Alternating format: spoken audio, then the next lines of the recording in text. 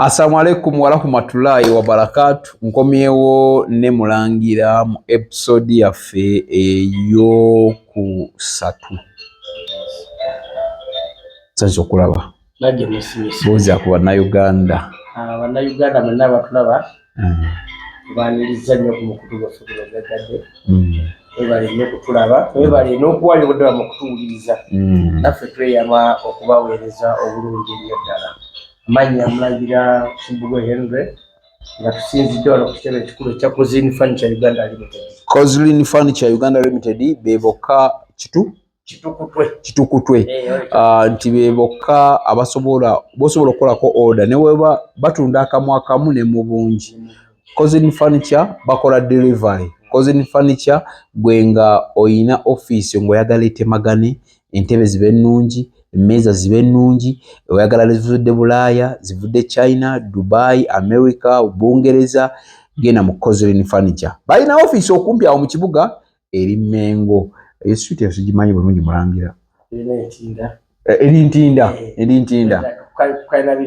Kalina abiri road. Bw'ova e Kampala olwa ku bitala by'oku stage Ntinda noddako ebitala eby'okubeta Ministers Village wali ekkube baliyita Kiwatule Road otambulako katono nnyo nga tonnatuuka ku Kampala Independent Hospital. Ekizimbe ekisooka waliwo ekipande kyene ekya NSSF. Amaduuka gaffe gali awo abiri ekipande wokiraba Kozlin Furniture Uganda Limited. Mpozi awalala twali branch endala eri Soroti wa Madamu Birungi oba oyingira Soroti Town. Olw'ekizimbe awo kuliko office za UR ennene ekizimbe kinene nnyo. Second floor yonna ejjudde furniture waffe. Mulangira sinaba kudda ku kintu kya episode kaffe kale emabega naye waliwo yambuzza ekibuuzo n'angamba Jamalo omusajja we omumbuuliza kati gwe wajjawa inspiration etandika furniture instead of okutandika ettaka instead of okakatandike kampani etwala abaana ebweru instead of n'ogamba nze kankole edduuka erya wholesale erya ebintu ebyokulya ebyokunywa waliki kiki kye wasinga okulowooza n'ogamba naye kankole furniture n'olekawo ebintu ebirala. In fact, njala tuogereko ku kintu kati ninyo nga tunagenda ku baganda baffe. Omulimu guno gwa furniture. Oli mubazi?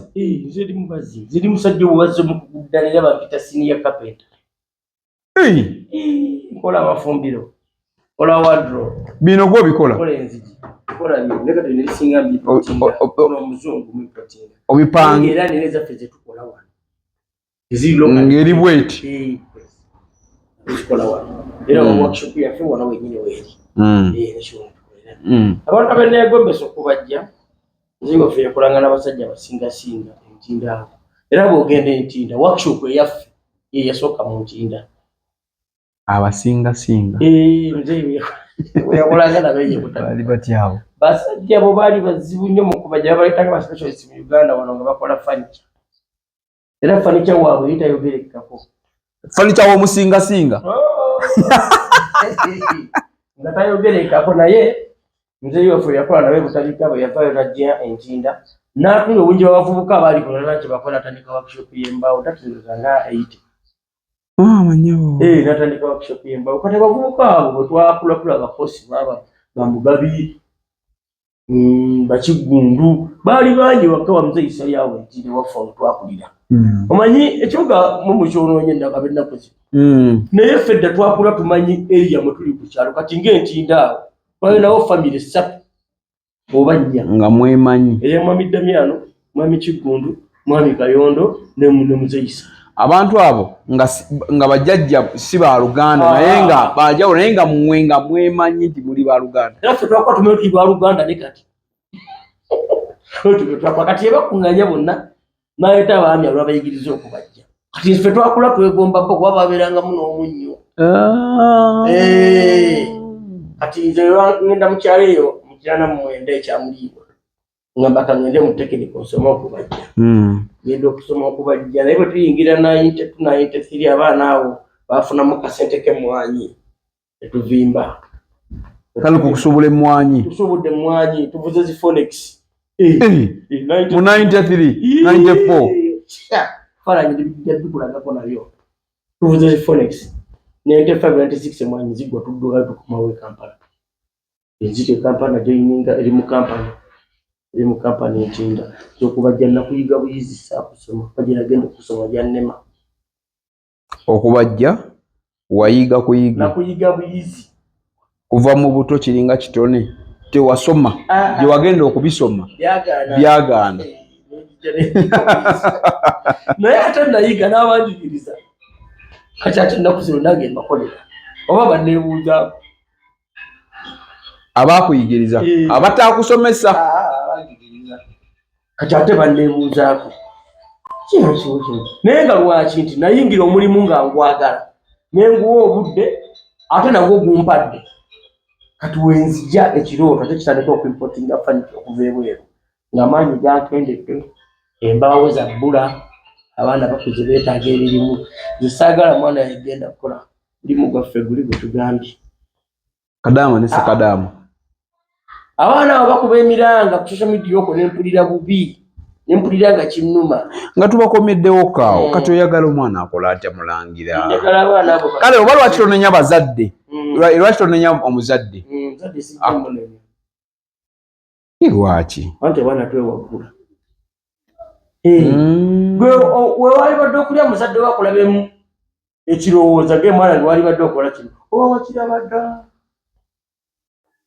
Jamaal oyo akola ku social media ayogera ebigambo eby'amagezi nange nja kubeera nga Jamaal taata akugamba fe ku kyalo kwe twakulira mwana wange twakula ne bakimbugwe nga babajja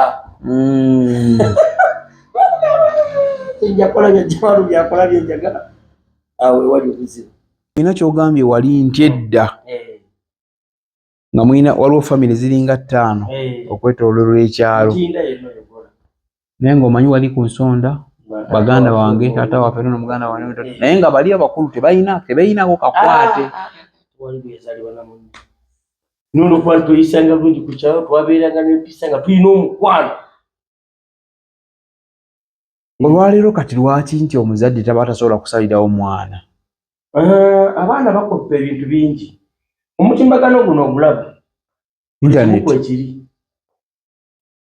buli kimu kwekiri naye gwe omutimbagano self service gwomanyi kyoyagala kyojjako kati bo basinga kukoppako bitazimba ensobola okugamba naye nga byonna byoyagala ku mutimbagano kwebiri ne bookera ekyalo okubuuza ati njagala genda wa muto kuyiga kubajja nyinza genda wa netujja kugamba wakimbugwa ekitu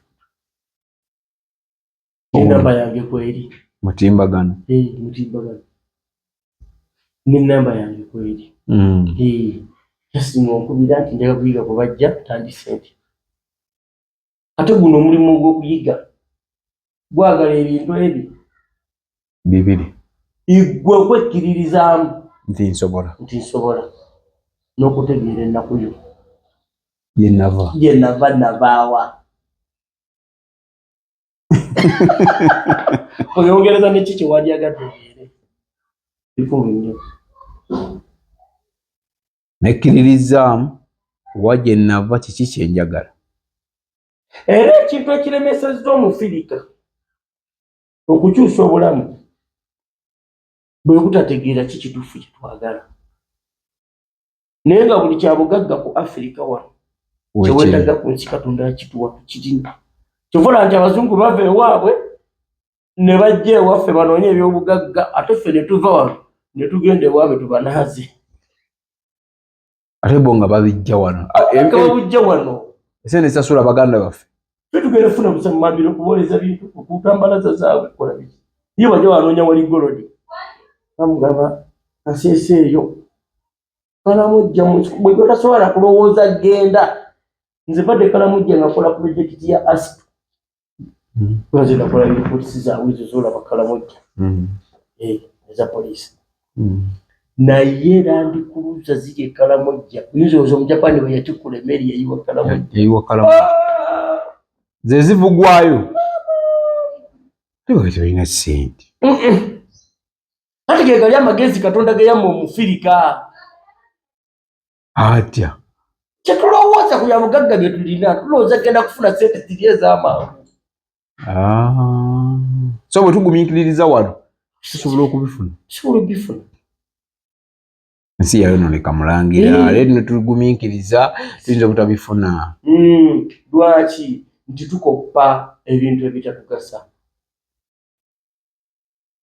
Omwana w'Omufirika wano ayagala nnyo okoppa ebintu ebitatugasa naye nga tebyagasiza bingi. Kati tuddayo ku mwana oli gwe bagambye Kadaama ne Ssekadaama. Katudde ku Ssekadaama. Kadaama katumuleke yetwala nawe twamutuusizza.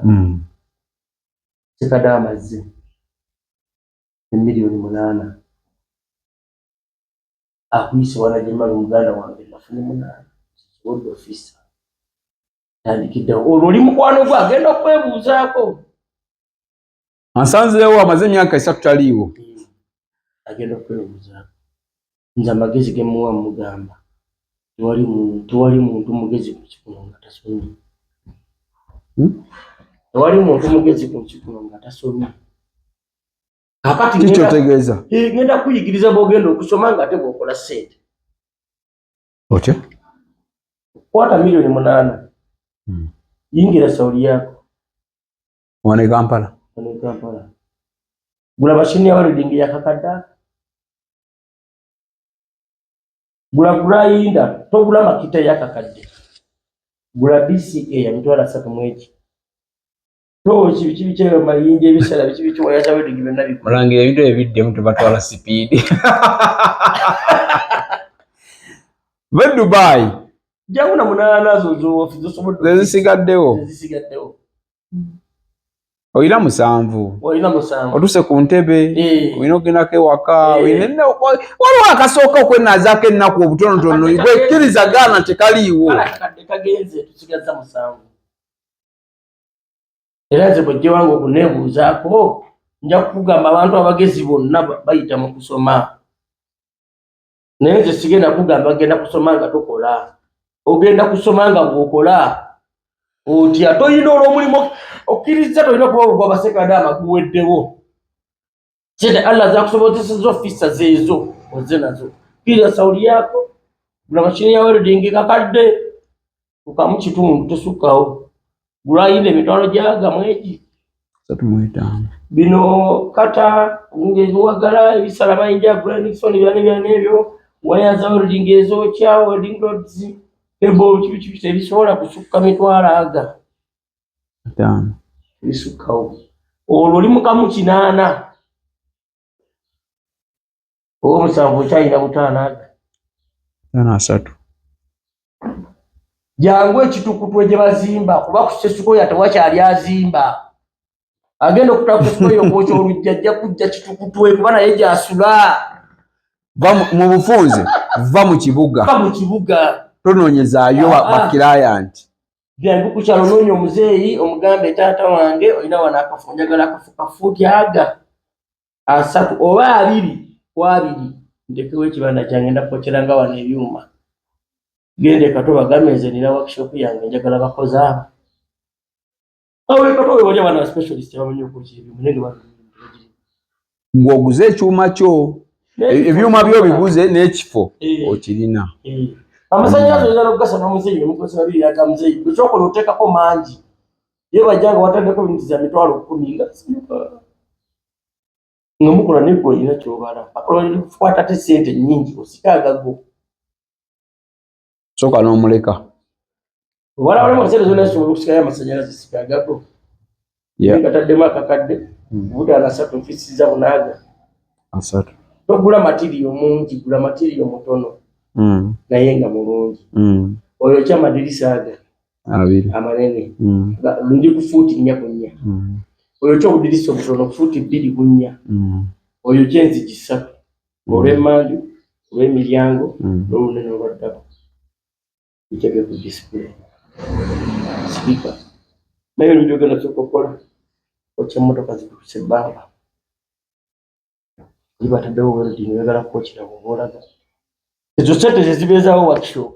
Owa madirisa bwajja. Zina okutukameka. Ayize kutukameka. Atipajirwe ekyuma sikyogeredde bibakiyita ttembo. Kyekitya. Fede China jetusubula. Omuchina bwajja wali basoga koza price Africa.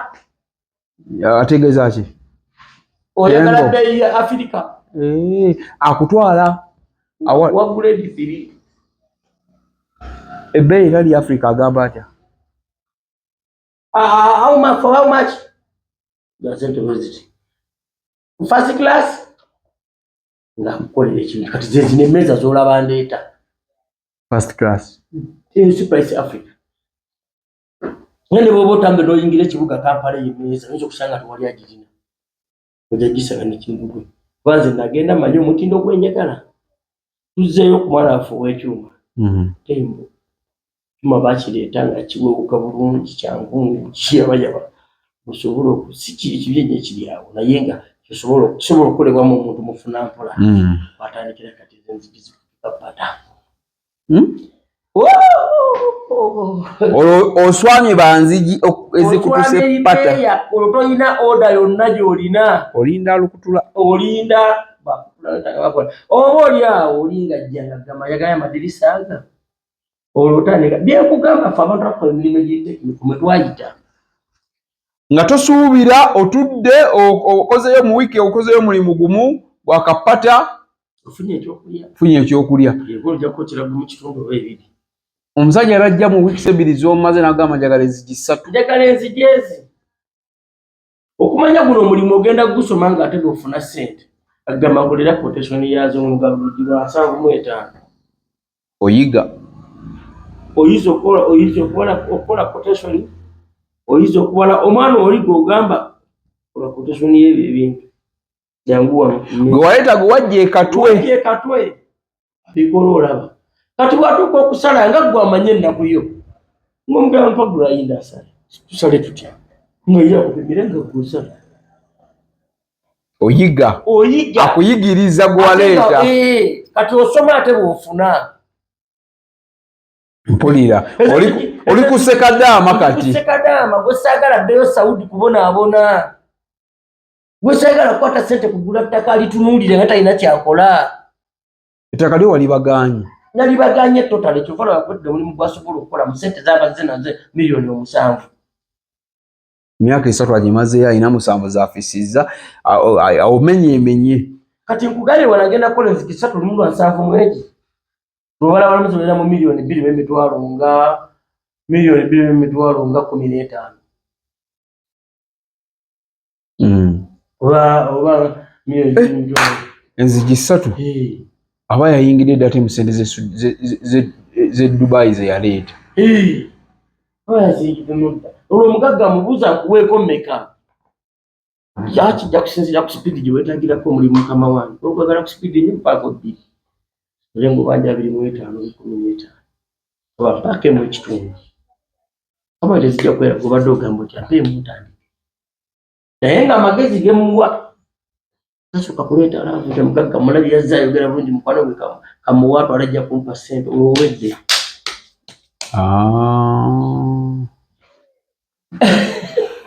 amala kuleeta balance mugagga n'alyoka atikka n'akola ki atwala enzigi wekyofuba okulaba lowanga omugagga obudde motagenda kumalira mulimu gwe yosanga nga babazza abantu 10 bamunoonya buli omu abanja luggi yobona bagamba ojja kuggwera mu wiiki 2 emboozi ya sekadaama tuli ku Kozlin Furniture ne director tali ku kyamwana agenda bweru yekka waliwo ekyaba wano waliwo aba wano nga zirina teguddemu miliyoni ezo kyekiddako awo wakati waliwo ebimu bye tuyiseemu fe tulina experience nga tetukyasobola nga tulina kumanya nti kati mulangira owaye Jamalu nkoze ntya waliwo wano kiriwo tukoze tutya waliwo abatalina mukisa ogwo bagufunira kono kale bwe katube kagenze mulangira nsaba osibule abakulaba mwenna tweyanziza nnyo okubeera ku mukutu gwaffe gaggadde mwebale okulaba mwebale okutuwuliriza era tujja kubasaba mukkirize mweyongere okutulaba mulaikinge musheyaninge tujja kuba n'emboozi ennungi tujja bakusangako emboozi ennungi lunaku tekikugaana kutukubira ku kasimu n'obuuza kyoba weetaze mu kujuma enamba yes zonna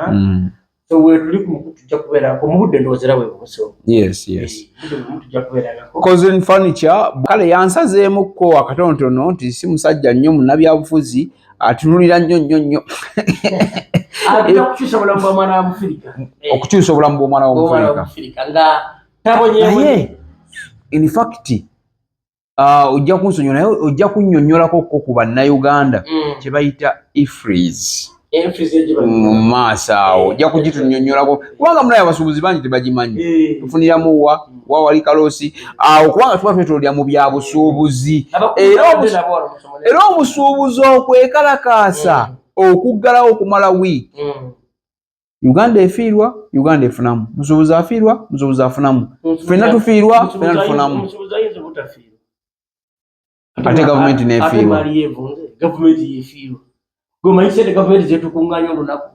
Tukwaniriza ku Mugisha Nandi Tours and Travel. Oyagala kusoma, kulambulako, oba kutambula na mwagalwawo. Tukukolera ku students visa. Munsinga Canada, America, German, Netherlands, n'endala nyingi. Ate gwe visa yalema, Mugisha Nandi Tours and Travel ky'ekyokuddamu kyo. Tulina obumanyirivu mu by'okukola ku visa n'osobola okutambula. Tukuwa n'amagezi gawandyagadde okukolera e Bulaaya. Mugisha Nandi Tours and Travel ekuyamba okkulungamya okufuna obutuuze, tulambuza saako n'okufunira ebifo eby'omulembe aw'okusula n'okukyakalira mu Uganda. Tusange ku Kalungu Building okuliraana City Square, Kampala Road, Level 4, Room 1. Okumanya ebisingawo tukubireko.